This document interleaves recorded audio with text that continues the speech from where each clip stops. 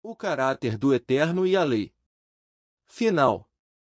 Comparar o caráter do Eterno com as normas da lei é simplesmente impiedade. Os que defendem esta tese antibíblico, estes religiosos estão desesperados tentando provar sua teoria, mas não existe nenhum texto bíblico que os abone. O Deus que tem o caráter revelado nos 10 mandamentos é Satanás, o Deus deste mundo caído. Fica o desafio. Quero o texto afirmando que a lei revela o caráter Deus. Com certeza vão ficar costurando retalhos de panos velhos da teleologia para tentarem fazer um lençol para encobrir a vergonha da mentira. Fico com a Bíblia, com o Deus santo e perfeito, e rejeito o Deus que tem seu caráter revelado na lei. Continua.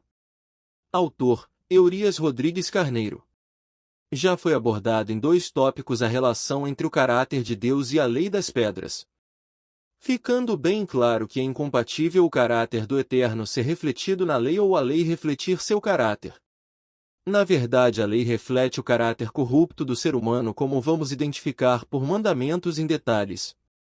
Os 10 mandamentos e o caráter do ser humano. Primeiro, somente o ser humano tem tendências para adorar falsos deuses. O Eterno nem adorar adora, quanto menos a deuses falsos. Não terás outros deuses diante de mim.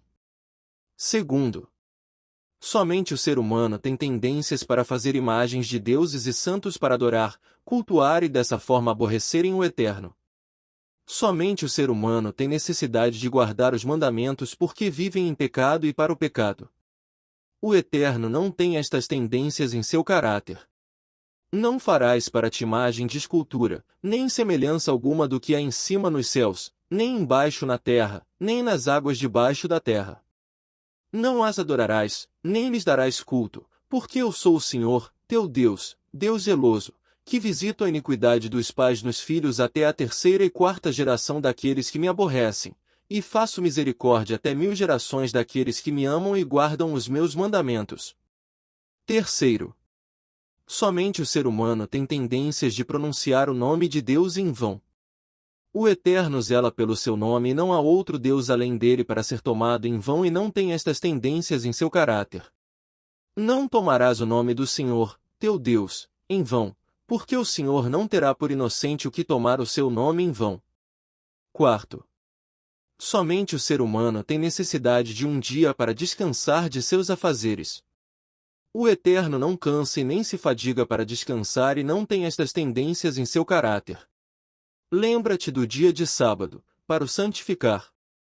Quinto, somente o ser humano tem paz para ser honrados e necessidades de ter seus dias de vida prolongados e o Eterno não tem estas tendências em seu caráter e muito menos paternidade a quem se submeter.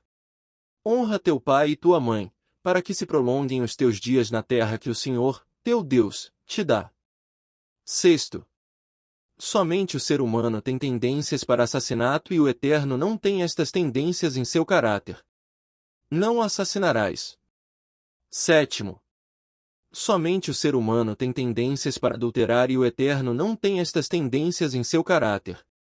Não adulterarás. Oitavo, somente o ser humano tem tendências para roubar e o Eterno não tem estas tendências em seu caráter. Não furtarás. Nono, somente o ser humano tem tendências para mentir e denegrir a moral das outras pessoas e o Eterno não tem estas tendências em seu caráter. Não dirás falso testemunho contra o teu próximo. Décimo, somente o ser humano tem tendências para cobiçar as propriedades e mulheres dos outros e o Eterno não tem estas tendências em seu caráter. Não cobiçarás a casa do teu próximo.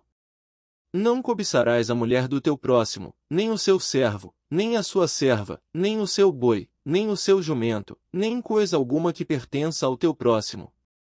Ficou muito bem esclarecido que nestas ações a lei coloca limites para o agir do ser humano e que estes mandamentos são incompatíveis com o caráter de Deus. Com referência ao caráter do ser humano, a lei reflete perfeitamente, pois sua função é colocar limites de ações ao ser humano e mostrar sua vida pecaminosa e o Eterno não tem estas tendências em seu caráter.